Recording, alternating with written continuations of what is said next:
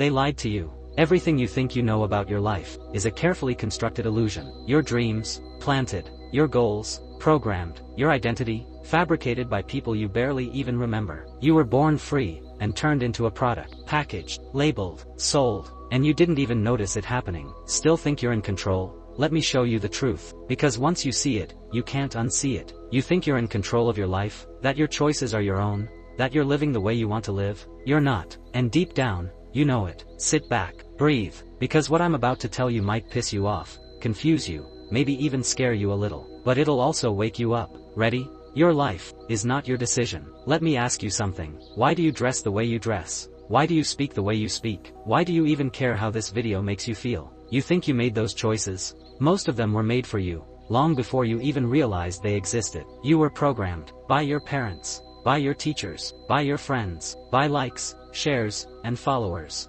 by billboards, by movies, by trends, by fear, by validation, by rejection. You are a puppet. And the worst part? The strings are invisible. You got good grades in school. Why? Because you loved learning? Or because you feared being called dumb? You started hitting the gym because you wanted to be healthy? Or because you felt insecure seeing someone hotter than you on Instagram? You picked your career because you felt purpose? Or because you thought it would make your parents proud, your friends impressed, and your dating life easier? Let's go deeper. Even your rebellion isn't always your own. You might think you're going against the system, doing your own thing, but many people who go against the norm are still reacting to it, still defined by it, still slaves to what they think they're resisting. You're not free when you rebel out of spite. You're just trapped in reverse. This isn't to attack you. This is to expose the truth most people never dare to face. You live to impress people. You think about how you look in their eyes. You wonder if they'll laugh, respect, admire, or reject you. And here's the twist. They're doing the exact same thing.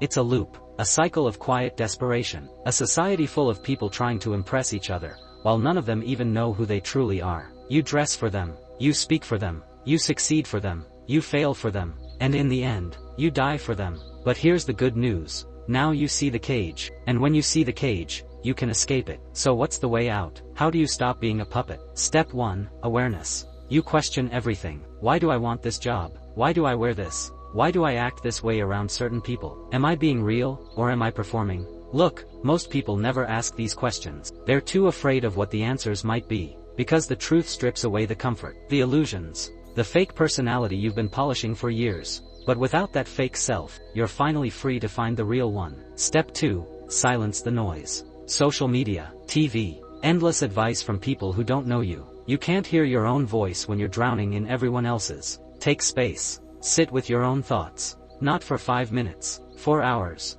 days, weeks if needed. Most people avoid solitude because they're scared of what's inside them. But what's inside you? That's where the truth is hiding. Step 3.